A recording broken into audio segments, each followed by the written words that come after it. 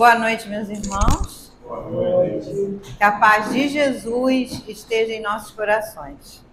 Vamos dar início à nossa reunião e o nosso irmão Ricardo, acompanhado pelo nosso irmão Cláudio, né, vão cantar a canção que foi feita para o mentor da casa, Padre Germano. Ricardo, com você.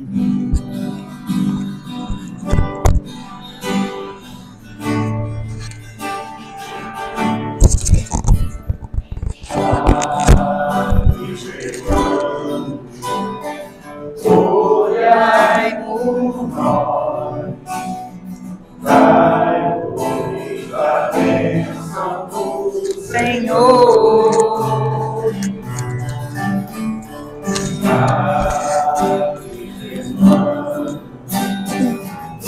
Olhai por nós, mostre-nos o caminho do amor. Espírito simples, mas superior, sempre pronto para nos amparar. Espírito vivo e fundamental, Pai, seu amor é imortal. Nosso SEAB é uma dádiva de luz, de caridade, sempre em nome de Jesus. Padre Germano, nosso mentor, fonte de temor e de amor. Padre Germano, nosso mentor, fonte de temor e de amor.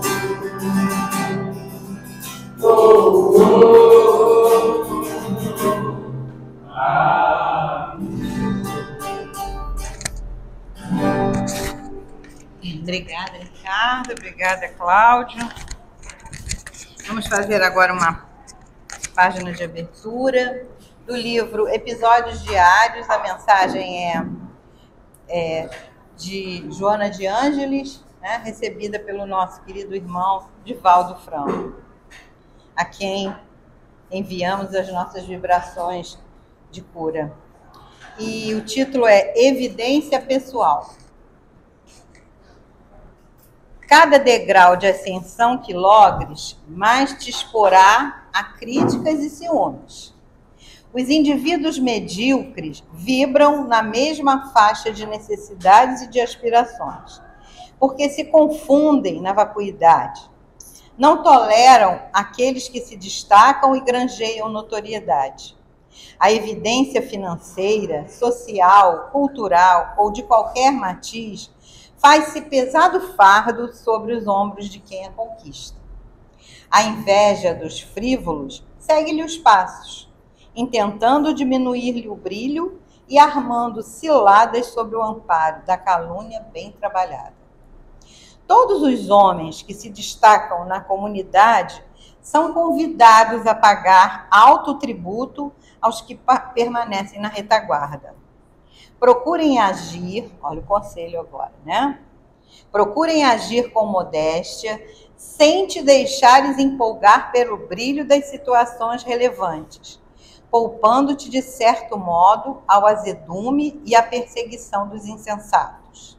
Age com naturalidade, sendo sóbrio em tudo. Os homens que muito exibem quase sempre possuem pouco. As ações sóbrias dão paz ao espírito e alimentam o coração.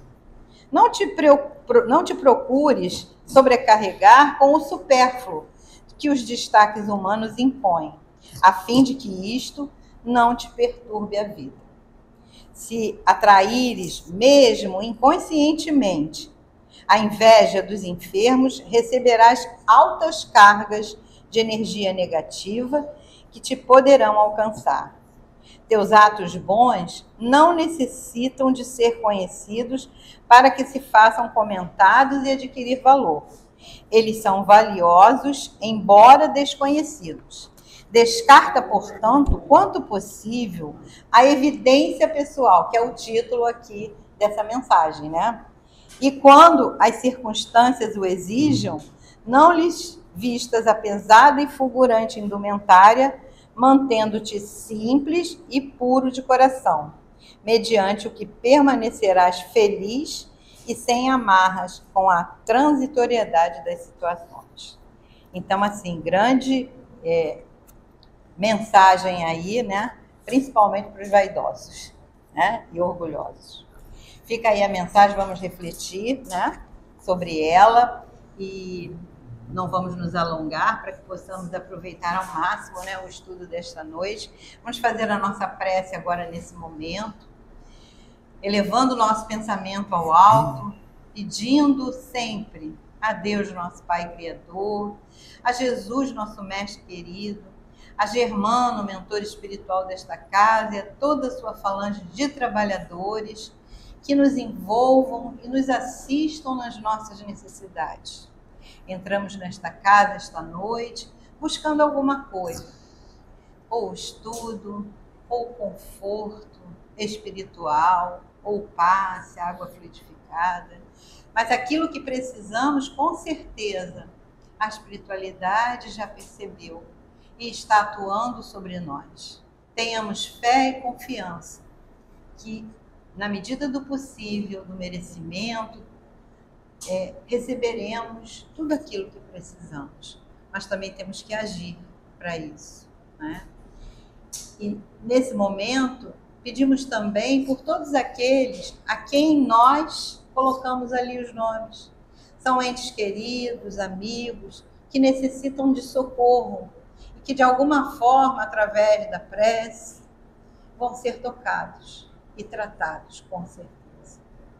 Pedimos também a equipe responsável pela fluidificação das águas que também o faça, para que possamos acompanhar os nossos tratamentos. Pedimos a Germano querido que envolva o nosso irmão Rubens, para que ele possa nos trazer a mensagem que precisamos tanto ouvir esta noite. E assim, então, pedimos a permissão para dar início aos estudos desta noite. Que assim seja, graças a Deus. Bom, então damos início à nossa reunião. Hoje já conversei com a nossa irmãzinha Nívia ali. Bem-vinda à nossa casa, Nívia. E esse casal aí é a primeira vez também? Sejam bem-vindos à nossa casa. Mais alguém é a primeira vez aqui? E todos os outros, né? Também são bem-vindos da mesma forma. Aproveitem aí a ambientação, tudo que a casa pode oferecer, e principalmente o estudo que agora nós vamos ouvir. É com você, meu irmãozinho. Só vou ali rapidinho.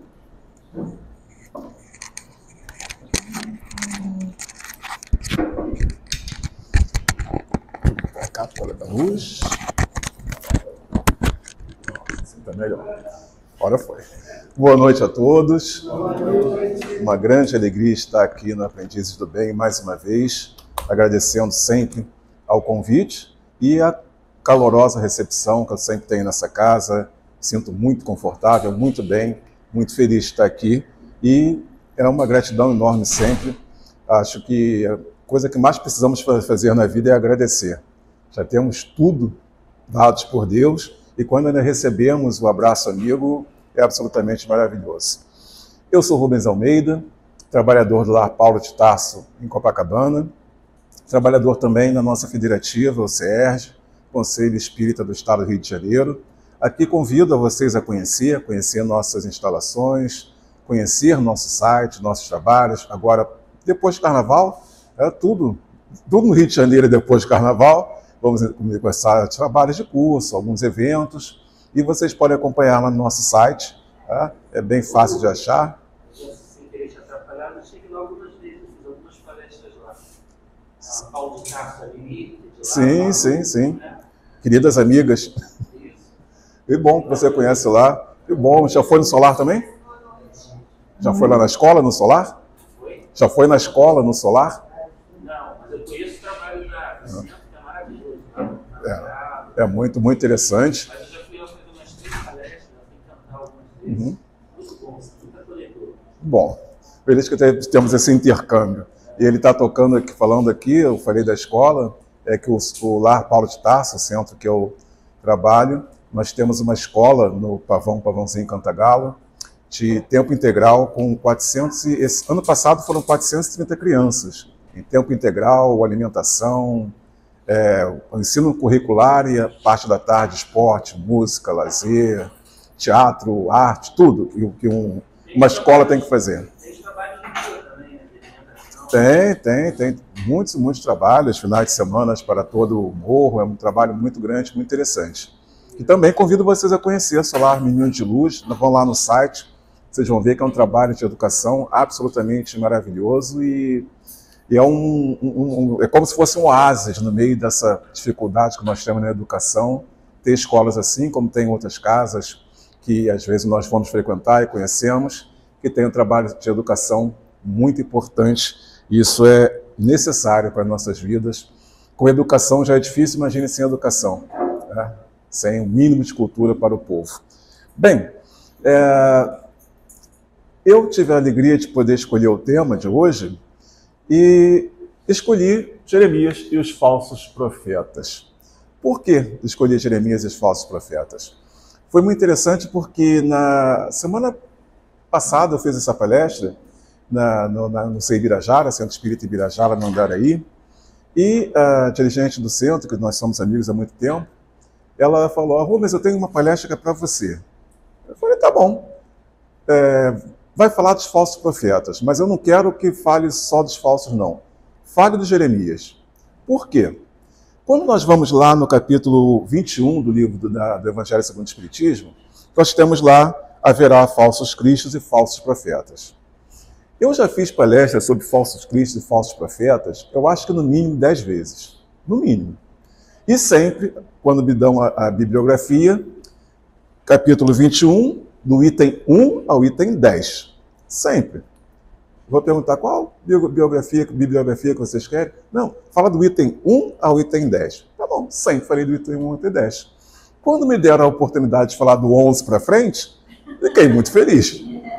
Porque é extremamente importante conhecermos Jeremias para entendermos por que ele está inserido no Evangelho segundo o Espiritismo e por que ele está inserido a partir do Espírito Protetor nas suas reflexões sobre a vida dele e sobre a importância dele quando pensarmos em falsos cristos e falsos profetas.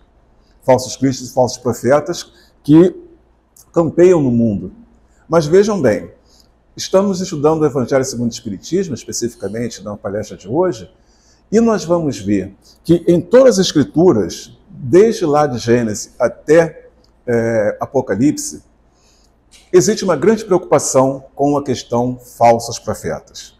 Tá? O termo falsos cristos vem pós-Jesus, no Novo Testamento, ele utiliza não exatamente isso, ele vai dizer que, vão dizer que ele está aqui ou ali, nós vamos ver mais à frente, mas ele não vai estar ali, porque vão dizer, são esses falsos profetas que vão dizer. Então, naquela época, a ideia era dos profetas. E a preocupação era tão grande que em todas as Escrituras existem 20 referências diretas a falsos profetas. São várias,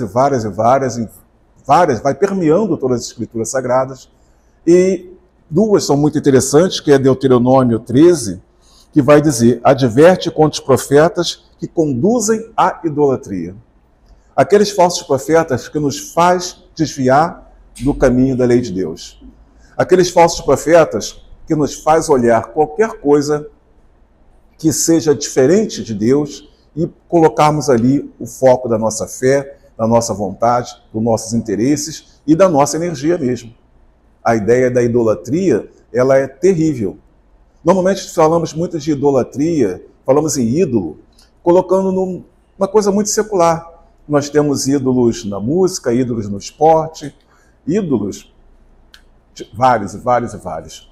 A questão é que quando nós pensamos teologicamente em ídolos, a ideia que nós vamos ver aqui nas Escrituras, por isso Deuteronômio vai dizer, Moisés vai dizer, para termos cuidado com esses ídolos, com esses falsos profetas que nos levam ao ídolo, porque a ideia de nos levar a ídolos é a ideia de, basicamente, nos desviar da lei divina. E ídolo, pensando naquela época, não é como eu coloquei aqui, aquele ídolo do esporte, aquele ídolo da música, das artes, que comumente nós pensamos. Era aquele ídolo que era pagão, naturalmente, e que ali o povo se desviava. E quando nós pensamos em ídolo, pensem nas nossas vidas hoje. Eu citei a parte tranquila, razoável de pensarmos em ídolos. Mas vejam quantos e quantos ídolos nós temos nas nossas vidas. Quantas e quantas pessoas ou situações onde nós botamos o foco da nossa fé, o foco da nossa energia.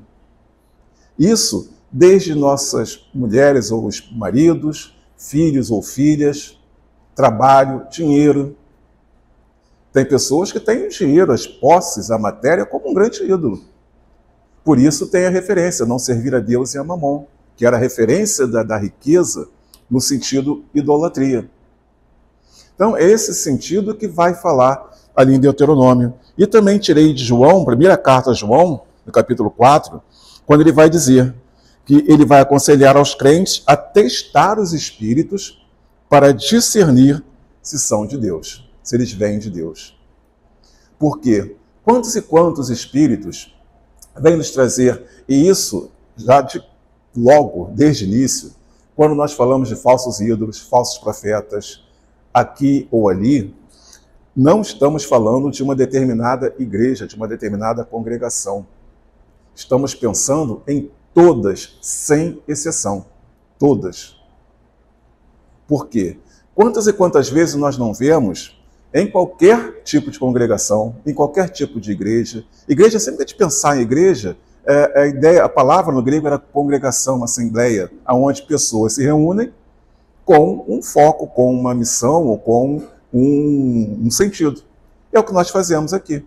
Estamos todos nós congregados em assembleia porque somos todos espíritas. Temos o ideal espírita. O termo igreja se refere a isso. Então, em todos os campos existem os falsos profetas. E quando João fala aqui na sua primeira carta, para termos cuidado, quando ouvirmos se o profeta vem de Deus, ele está falando especificamente no campo religioso, no campo doutrinário.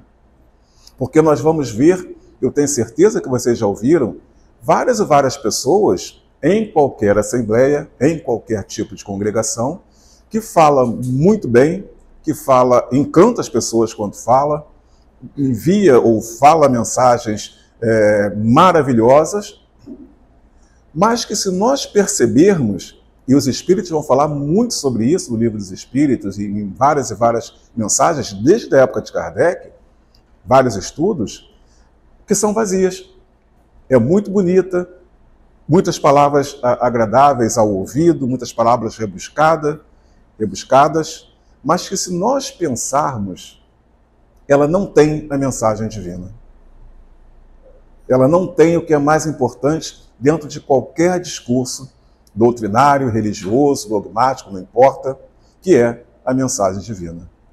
Falar de Deus, falar da aliança conosco e Jesus, falar dos profetas da melhor forma possível. Por isso Kardec sempre teve esse cuidado. Comparar, colocar a mesma pergunta para vários médiuns, em circunstâncias diferentes, em situações diferentes, médiuns de idade diferentes, de condições socioculturais diferentes, para que a resposta tenha uma coerência e uma concordância. E aí sim era perceptível que esses profetas vêm de Deus. E o que são profetas? Nós normalmente ouvimos falar muito em profetas. Né? Profeta, alguns se auto-intitulam profetas, eu sou profeta. Tá? Mas o que é profeta? Com os termos que estamos aqui pensando no Evangelho segundo o Espiritismo. Que é, de fato, Tá? A partir de um certo tempo, a ideia de profetização, de ser profeta, ela se diluiu. A ideia que nós vamos pensar de profeta aqui, na Antiguidade, no Oriente Próximo, não é de longe o que nós pensamos nos dias de hoje. Porque profetas, o que acontecia? Principalmente na Judéia, tá? O mundo conhecido à época era a Judéia, Oriente Médio, Oriente Próximo, Mediterrâneo e Norte da África. Esse era o mundo conhecido. E ali, muito intercâmbio entre eles, a ideia de profeta, basicamente, eram pessoas que podiam ouvir, conversar, registrar e transmitir ao povo o que Deus dizia. Tá? Não eram todos que podiam ver Deus. Alguns escolhidos tinham essa condição. Primeiro foram os sumos sacerdotes, tá? Que quando Deus cria o tabernáculo no deserto, ele vai ali instituir que uma vez por ano o sumo sacerdote entraria no Santo dos Santos, onde ficava a Arca da Aliança, e ali ele falaria com esse sumo sacerdote, e o sumo sacerdote levaria a palavra ao povo. Com toda a situação de acabar a vida ali da forma que era, com os juízes, e passar aos reis, Deus escolheu alguns profetas, alguns homens e mulheres que tinham a condição de ouvi-lo e repassar. Provavelmente vocês já ouviram alguma brincadeira, alguém tentar adivinhar alguma coisa, você te fala, o sujeito está dando uma de pitonisa. Tá? Por quê? Pitonisa era na Grécia, Mediterrâneo, eram os pitons. Né? Na Judéia, profeta, na Grécia, pitons. Eram aqueles que as pessoas procuravam para ouvir as palavras dos deuses. Tá? Então, quem são essas pessoas que têm a possibilidade, né, psíquica de ouvir espíritos? Quem são? Os médiuns. Os profetas eram grandes médiuns. Tá? Vamos lembrar Abraão, Moisés, Josué, aí depois vem toda aquela lista de profetas que nós conhecemos, Elias, Isaías, Jeremias, seguindo tantos e tantos outros, que ouviam a Deus, recebiam de Deus a sua palavra e transmitiam ao povo. Então, já que entendemos quem eram os profetas, quem era Jeremias? Esse profeta escolhido pelos espíritos da codificação para exemplificar o conceito de profeta. Ele era o maior dos profetas? É considerado o maior dos profetas? Não. Normalmente as pessoas que têm, principalmente algumas designações, têm Isaías o maior dos profetas. Tá? Mas o Jeremias tem uma grande diferenciação que nós vamos ver mais à frente. Tá? Ele foi sacerdote israelita que viveu e trabalhou em Jerusalém no período da derrubada, né, dos finais de Judá. Porque naquela época o reino foi dividido o reino do norte e reino do sul. O reino do norte já tinha sido tomado pelos sírios e o reino do sul estava em muita dificuldade e naquela época que ele viveu e trabalhou ali para o povo. E Deus o chama para ser profeta justamente por isso, para advertir ao povo de Israel que eles teriam muitas dificuldades, porque eles romperam a aliança com Deus e, naturalmente, eles estavam vivendo em idolatria e, principalmente, em injustiça. A ideia de pensarmos em falsos profetas é muito ligada ao senso de justiça. Tá? E quando Deus fala com Elias, ele pauta muito isso. Lembre-se, eu falei de Moisés, por exemplo, o tempo todo Deus conversa com Moisés, fala com Moisés, quase que o tempo todo o foco é a justiça. Né? Porque Deus tem uma aliança com o povo, desde Adão. E o homem vai quebrando essa aliança constantemente. E Deus se mantém da mesma forma. Nós vamos quebrando a aliança, ele vai refazendo, quebrando e refazendo, até chegar a Jesus. Então, Jeremias vai ser apresentado, vejam bem, como mensageiro da justiça e graça de Deus. A sua missão como profeta tem essa condição, mensageiro da justiça e da graça divina.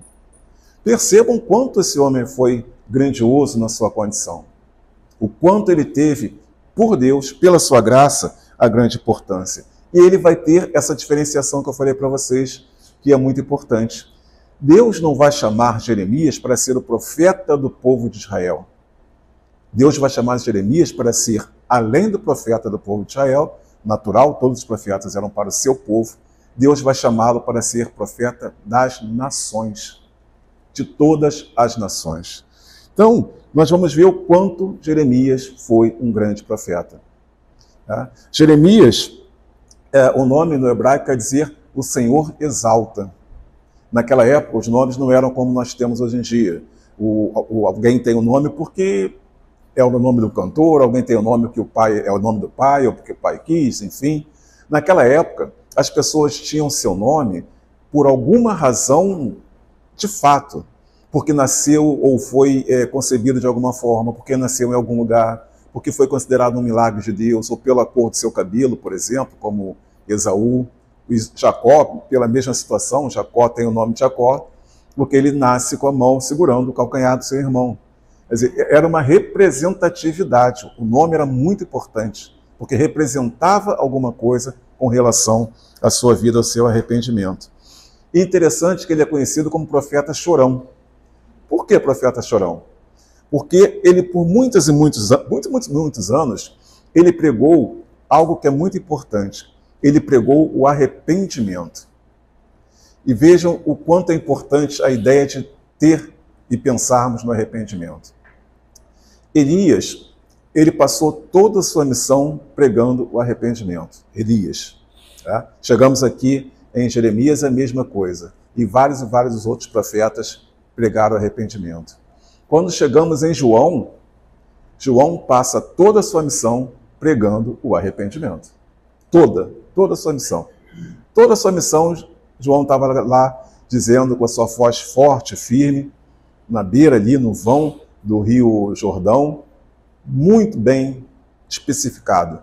Arrependei-vos porque o reino dos céus está chegando. Era como que um bordão, usamos o termo bordão hoje em dia. Arrependei-vos porque o reino dos céus está chegando. E qual foi a primeira frase registrada no Evangelho de Jesus? Primeira frase registrada, Marcos capítulo 3. Jesus vai dizer, arrependei-vos porque o reino dos céus está próximo. Aí nós vemos a importância do arrependimento. E quando tratam, os estudiosos, os exegetas, tratam Jeremias como profeta chorão, porque ele sofria muito, porque ele não era ouvido, o povo não se arrependia. E é narrado na sua história que ele chorava, porque o povo não o ouvia. Ele não chorava por ele chorava pelo povo. Ele lamentava pelo povo. E que nós vamos ver da mesma forma quando Jesus está nos seus momentos finais. Por que Jesus chora? Por que ele está daquela forma? Por ele? Não, por nós. Porque nós não compreendemos, porque nós não entendemos naquele momento. E vejam, ainda não entendemos. Se pensarmos humanidade, né? Nós estamos no trabalho de buscar a Jesus, buscar o seu amor, buscar a sua lei, de estarmos dentro da lei divina. Mas se pensarmos em humanidade, no todo da humanidade, os cristãos ainda são muito perseguidos. Muito perseguidos. Não parece, porque por várias questões socioculturais, mas a designação religiosa do mundo mais perseguida ainda são os cristãos. Né? E várias razões que, bem, é outro assunto. Ele vai nascer em 650, ele começa seu ministério em 627. Né? Aí ele passa a ser sacerdote, ele já é profeta, ele passa a ser sacerdote e vai estar nesse trabalho. Vejam bem que beleza é o primeiro capítulo do livro de Jeremias. Primeiro capítulo vai dizer o seguinte: a palavra do Senhor veio a mim dizendo, antes de formá-lo no ventre, eu o escolhi. Antes de você nascer, eu o separei e designei profeta às nações. Veja, eu hoje dou a você autoridade sobre as nações e reinos para arrancar, despedaçar, arruinar e destruir, para edificar e plantar. E hoje eu faço de você uma cidade fortificada, uma coluna de ferro e um muro de bronze contra toda a terra, contra os reis de Judá, seus oficiais, seus sacerdotes e o povo da terra. Eles lutarão contra você, mas não o vencerão, pois eu estou com você e o protegerei, diz o Senhor. Eu acho esses versos, né, extremamente lindíssimos, maravilhosos. É Deus dizendo a um profeta, a um médium, a um de nós, que ele é escolhido. Me lembra Paulo de Tarso em Gálatas, se eu não me falha a memória, Gálatas 2, capítulo 2, quando ele vai dizer: eu sou separado por Deus desde o ventre. E isso é muito poderoso para a nossa compreensão. Todos nós somos preparados por Deus. Quando nós pensamos, Jeremias foi, Paulo foi, Chico Xavier foi. Não, escutamos agora Divaldo foi. Não, todos nós somos, sem exceção.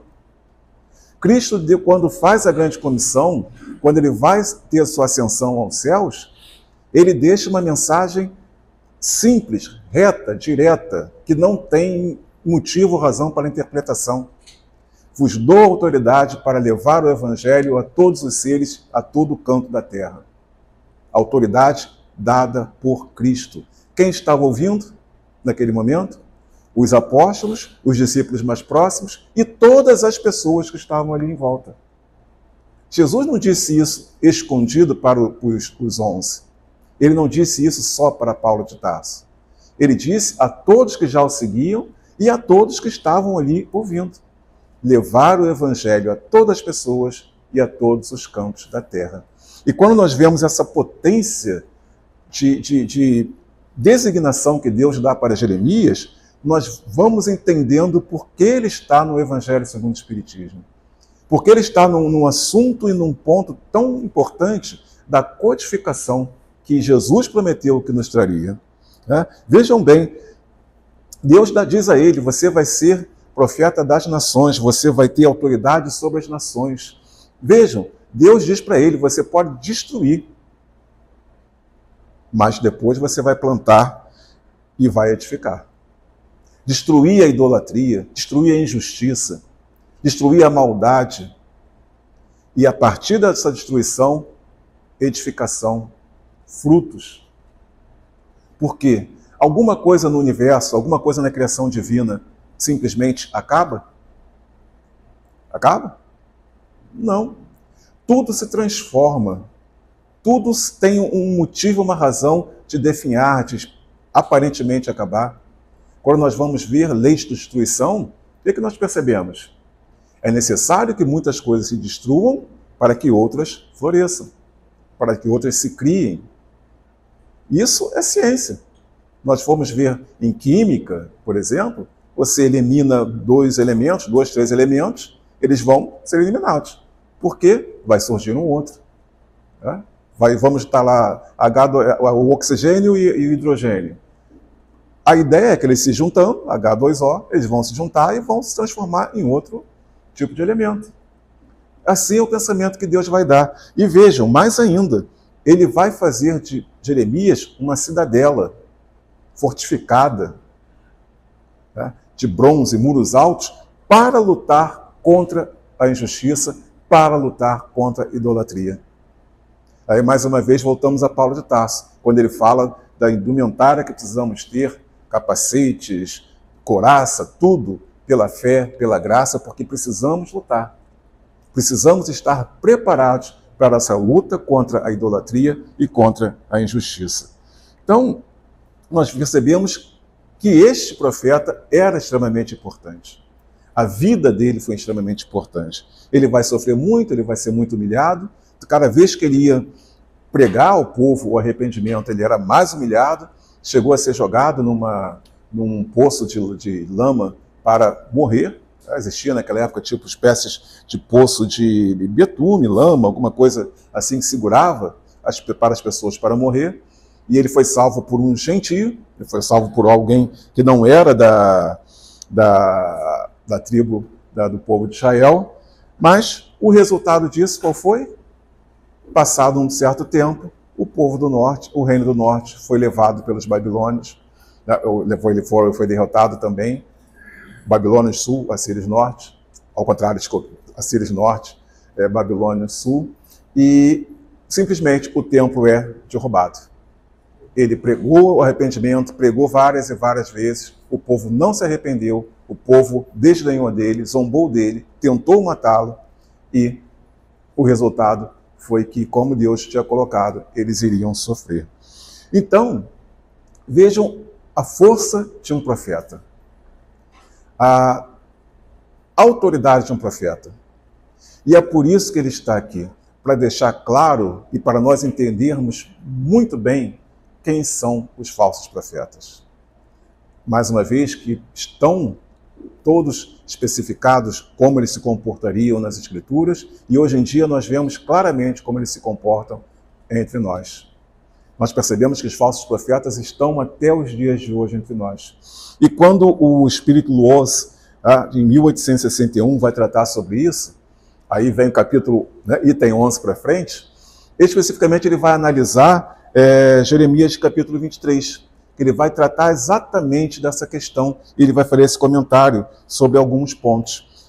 Quando ele diz aqui, Jeremias, e eis que diz o Senhor dos Exércitos, não escutei as palavras dos profetas que vos profetizam e que vos enganam.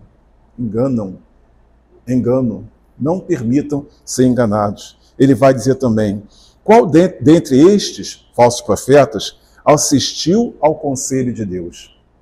Qual foi desses que de fato esteve ali com Deus e assistiu? E ele vai dizer, eu não enviava esses profetas, Deus dizendo a ele, eles corriam por si mesmos. Eu absolutamente nada lhes dizia. Eles profetizavam de suas cabeças. E aí entra mensagem inicial, vaidade. Ser profeta naquela época era algo grande, era algo grandioso, a tal ponto que aquele povo que não entendia, não reconhecia reencarnação, como nós entendemos hoje, eles não acreditavam que se voltasse, mas eles acreditavam que os profetas voltassem, poderiam voltar. Tamanho é o poder e o respeito que o profeta tinha naquele povo. Tanto que nós temos a comprovação disso quando eles vão questionar se Jesus era Elias. Por que eles perguntam se Jesus era Elias? Porque eles acreditam em reencarnação? Não, porque eles percebem, eles sabem muito bem que Elias foi um grande profeta e eles estão percebendo em Jesus um grande profeta. Por isso eles perguntam se é o Elias que veio. E Jesus vai nos trazer essa mensagem maravilhosa de deixar claro que Elias reencarnou como João e fizeram o que fizeram, com um detalhe muito interessante, muito fundamental, exatamente a vida que Elias teve e João teve, exatamente a pregação que um teve e o outro teve. A diferença é que Elias foi arrebatado aos céus numa carruagem de fogo e João foi decapitado por Herodes, por todas aquelas circunstâncias ali de idolatria, de injustiça, de vaidade, promiscuidade, tudo que ele pregava contra, e era isso que fazia com que ele fosse perseguido. E vai ele continuar dizendo, qual fardo, Senhor? Ele vai perguntar aqui lá no verso, ele vai discutir isso mais à frente, dizendo que a imaginação dessas pessoas, do coração dessas pessoas, as mentiras que eles contam, por sua imaginação, pelas vontades da sua cabeça, hoje em dia muito pelos interesses que muitos e muitos têm, interesses vastos, nenhum deles correto, nenhum deles éticos, nenhum deles dentro da lei divina. E Deus deixa muito claro aqui para Jeremias. E ele vai perguntar, qual o fardo do Senhor? Quer dizer, qual o peso que vai ter isso? E Deus vai dir-lhe-eis, vós mesmos sois o fardo e eu vos lançarei bem longe de mim, diz o Senhor. Deus dizendo que o fardo da humanidade são esses falsos profetas. E eles vão estar apartados de Deus. Mesma coisa que Jesus em determinado momento vai dizer. Não é aquele que fica aos gritos dizendo Senhor, Senhor, que vai estar na mesa com ele. Que vai estar no reino dos céus. Quando estiver e chegar, não o conheço. Porque não está na mesa do Senhor. Porque não está no caminho reto do reino dos céus. Gritam, altos brados, Senhor, Senhor. Sim. Isso quem faz? Falsos profetas. Verdadeiros profetas não precisam de holofote, não precisam de plateia, não precisam de aplausos, afagos, né? Hoje em dia não precisa de likes. Né? Eles vão fazer as suas profecias, eles vão agir como um verdadeiro profeta e as suas mensagens vão chegar. E o que vai incomodar esses falsos profetas. O que acontecia aqui é exatamente o que acontecia na época do Cristo. Por que Cristo incomodou tanto? Por que João antes incomodou tanto? Porque eram profetas verdadeiros. Porque o que eles diziam, por isso Jesus vai dizer que o seu proceder seja sim, sim, não, não. Lembre-se, morno. O que acontece com morno? Você despreza, você expele. Fora de um sim, sim, não, não, no seu proceder é do maligno.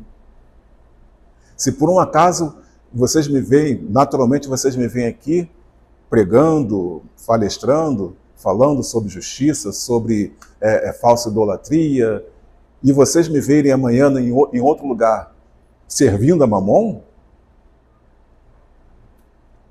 o que vocês pensariam? A ideia, porque João pregou da forma que pregou, em todos os lugares, em todos os instantes, em todas as circunstâncias.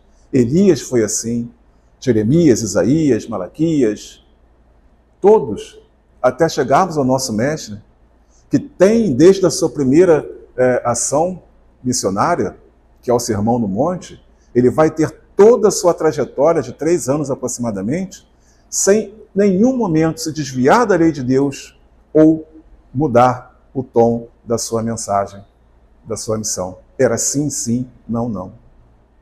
Amava incondicionalmente, mas era firme com a injustiça, era firme contra a hipocrisia, era firme contra os vendilhões do templo.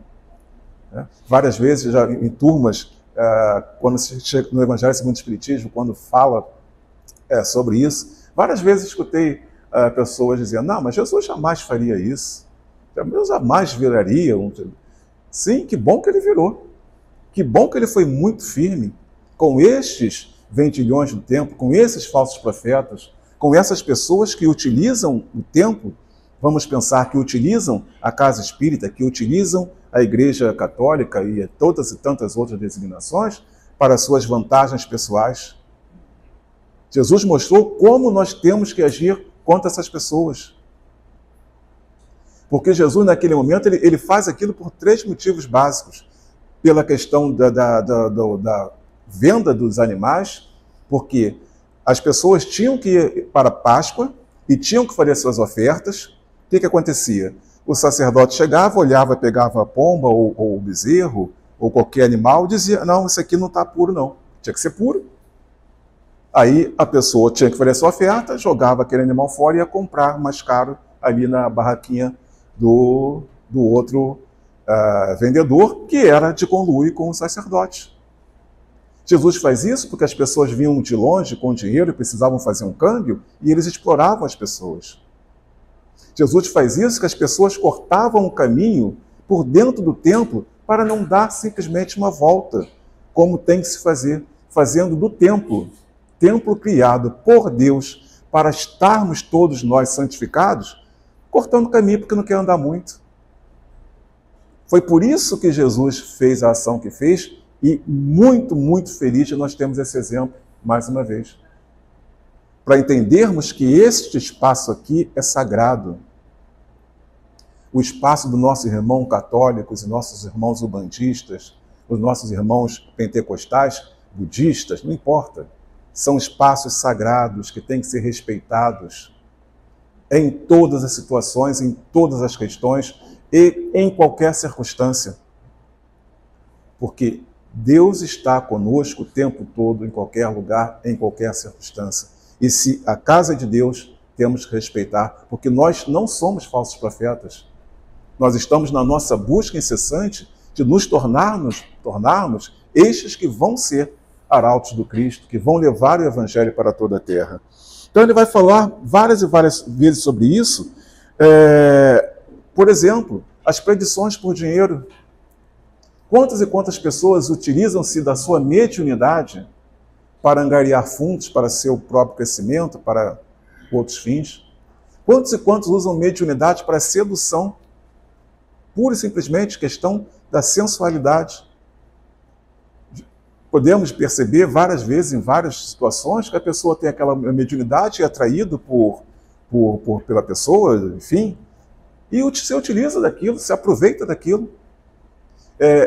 Dr. Inácio, ele vai falar nos seus livros, quando ele tem o seu sanatório na erraticidade, muito sobre isso. Ele recebe as pessoas com dificuldade, ele narra, a maioria são de médiuns que abusaram da sua mediunidade no campo da sensualidade e da questão monetária. E assim nós vamos vendo que ele vai nos trazendo essa questão. E é importante que ele vai falar sobre a fé daquele povo e o conhecimento daquele povo, para pensarmos e trazermos para nós nos dias de hoje. Porque ele vai dizer, naquela época, as pessoas viam os pseudo-profetas, mas elas não tinham muito conhecimento, a sua ignorância não possibilitava distinguir os falsos dos verdadeiros profetas. Naquela época, antiguidade. Tá? Aquela época era a Idade do Ferro, início da Idade do Ferro. Estávamos da Idade do Bronze tardia para o início da Idade do Ferro. Antiguidade. Agora eu faço uma pergunta a vocês. Se chega aqui um falso profeta e faz um discurso, uma pregação, uma palestra, em que absolutamente ele está se comportando como falso profeta, nós não temos capacidade de reconhecer? Não temos?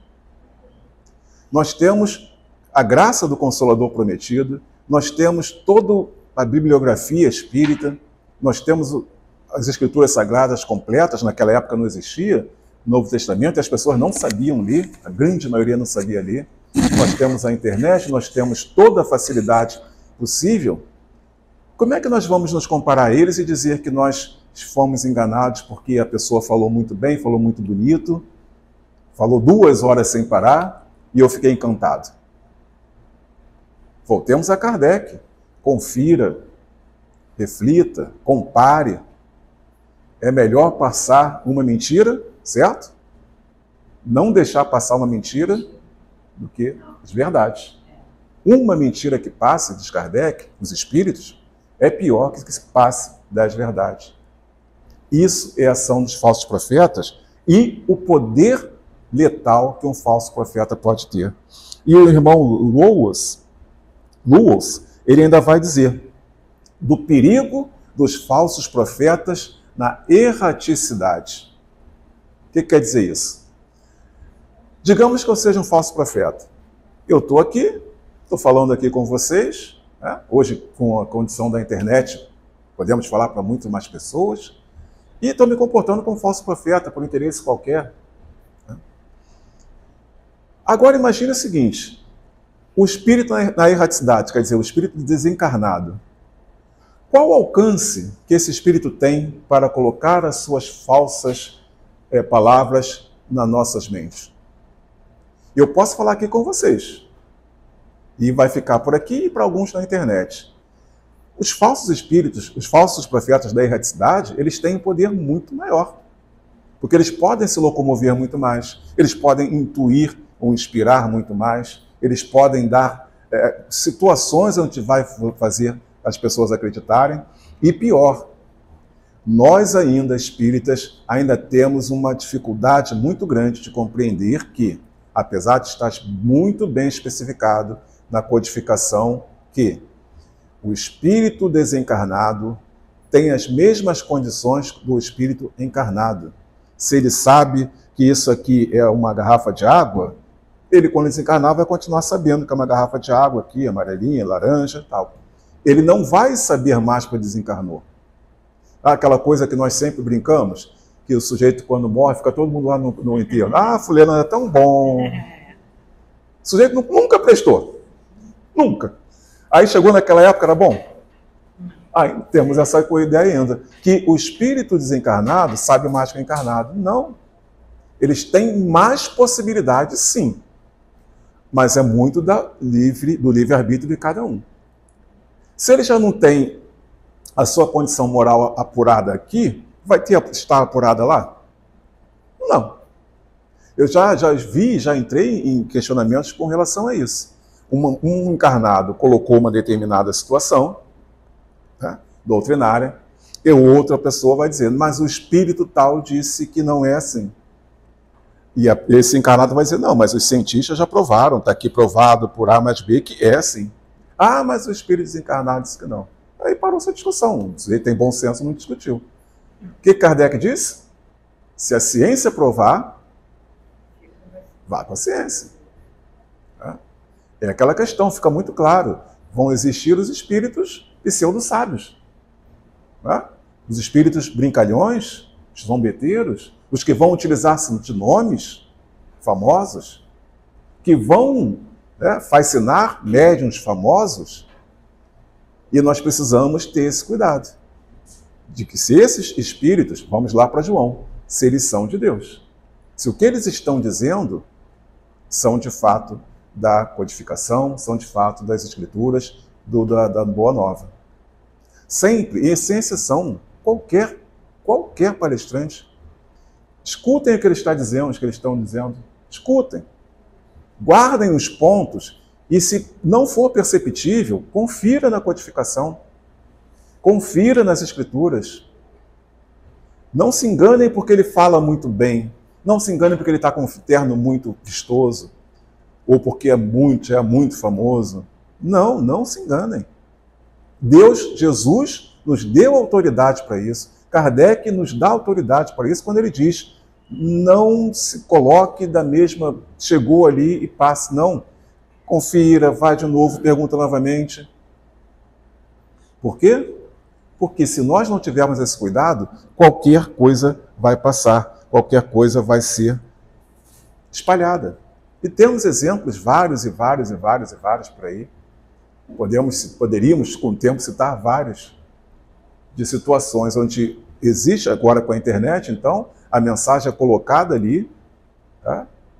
E quando nós vamos ver, ouvir, ler, nossa, é o espírito famoso, é o médium famoso e a mensagem absolutamente, ou para trazer mesmo a questão do falso profeta, para o uso de alguma coisa, ou simplesmente, como está falando, pela questão da vaidade, para ser aquele que vai ser aplaudido, e agora, como eu coloquei, aquele que vai ganhar milhares e milhares e milhares de likes e vai ter a sua condição.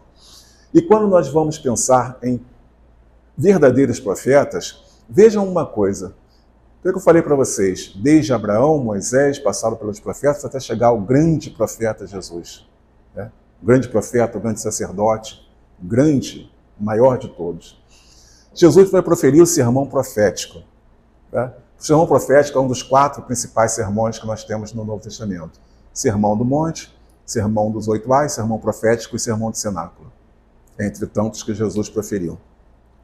No sermão profético, vejam bem, Jesus vai prever tudo o que vai acontecer com Jerusalém, e o que ele prediz sobre Jerusalém é o momento em que ele sai de Jerusalém, quando já está nos últimos dias, nas últimas semanas de sua vida, é depois dele fazer a ação dos 20 anos do templo, ele sai de Jerusalém, seus apóstolos vêm atrás e vai dizer, né? Nossa, mestre, esse lugar maravilhoso o Senhor deixou, porque o templo era maravilhoso, era absolutamente belíssimo o templo, né? Feito por Herodes o Grande. E Jesus vai dizer que tudo aquilo vai cair. E vai começar o sermão profético falando sobre isso. E os apóstolos ficam assustados. Aquela maravilha vai ruir, e realmente, como Jeremias previu, o templo ruiu, da mesma forma quando Jesus prediz, o templo vai ruir. Tá? E ele vai dizer, né, num determinado momento, lá em Mateus 24, a partir do verso 5, Jesus diz, cuidado que ninguém os engane. Muitos virão em meu nome dizendo, sou eu, e enganarão a muitos. Quando ouvirem falar de guerras e rumores de guerra, não tenham medo. É necessário que tais coisas aconteçam, mas ainda não é o fim. Nação se levantará contra nação, e reino contra reino. Haverá terremotos em vários lugares e também fome. Essas coisas são o início das dores. Perceba que é o mesmo tom que Jeremias fala. Mesma situação das guerras, do engano, das dificuldades, mesmo tom. E vejam bem, Jesus diz isso em seus últimos momentos. E ele vai falar muitas coisas, o sermão profético é muito forte, ele é muito potente nas previsões que Jesus faz, mas com um final que é incrível, quando ele vai dizer que nós vamos ser perseguidos por ser estes, mas leve o evangelho, que o final é quando o evangelho tomar toda a terra, e vocês serão glorificados. Nós, Jesus dá autoridade a nós, para sermos glorificados por ele. E vejam bem, eu pesquisei, eu tinha pesquisado, dá tempo de trazer para vocês. Jesus diz isso há bom tempo. Vejam, ele fala de guerras, haverá muitas guerras. Nos últimos 100 anos, são mais de 200 milhões de pessoas que morreram em guerras. Nos últimos 100 anos. Tá? Ele vai falar da fome, não precisa nem falar, né? Todo mundo sabe que, infelizmente, num mundo como o nosso, as pessoas passam e morrem de fome. Numa terra como a nossa, que se jogar, quando a gente, pelo menos quando eu era criança, catava feijão, né? Aquela metade do feijão que a gente jogava no quintal, 2, 3 dias depois estava brotando. E numa terra assim as pessoas morrem de fome. Por quê? Falsos profetas e injustiça. Não é isso? Mas hoje são 30 guerras oficiais em curso, fora as várias que não são. Terremotos, eles vão aumentando conforme o tempo. Vejam bem, o que Jesus diz? Isso é o início das dores. É o início do momento onde vai se transformar até chegar o Evangelho e tomar toda a terra. Não é uma questão que seja o fim, é o início da transformação, é o início da regeneração. Isso é muito importante. E vejam que é interessante. Tá? Jesus vai continuar dizendo, falando que nós vamos ser entregues aos tribunais por falar dele, por sentirmos, e que nós vamos ser estes que vão ser glorificados porque sofremos a injustiça em seu nome. Porque deixamos que esses não permitimos que os falsos profetas tomem conta. Coisa que ele fala no Sermão do Monte. Quando ele diz, bem-aventurados quem tem seres de justiça, e depois ele vai encerrar dizendo, bem-aventurados que forem perseguidos pelo seu amor à justiça. Muito importante fazer essa associação com os verdadeiros profetas e justiça, com os falsos profetas e as injustiças. E, para terminar com Jeremias, que ele vai dizer lá nesse capítulo 23, que Luz usa, mas ele não traz aqui, eu trouxe para vocês, advertência firme, como muitas vezes nós precisamos ter uma advertência firme, para que nós estejamos atentos. Ele diz, ai dos pastores que destroem e dispersam as ovelhas do meu pastor, diz o Senhor. E mais à frente ele vai dizer, se um profeta ou um sacerdote ou alguém do povo afirmar, esta é a mensagem da qual o Senhor me encarregou, eu castigarei esse homem e sua família. Ou seja, é Deus dizendo a um dos maiores profetas, ao profeta das nações, escolhido para estar no Evangelho segundo o Espiritismo, para falar sobre os falsos profetas, que Deus vai castigar aquele que não levar a sua palavra verdadeira, que levar a sua palavra em falsidade, que levar a sua palavra como um falso profeta. Que a graça de nosso Senhor Jesus esteja sempre com todos nós. Muito obrigado pela atenção de vocês. Nós é que agradecemos, né? Esse estudo tão importante que foi feito essa noite. Para os internautas, né, que estão assistindo, nossa boa noite. Obrigada.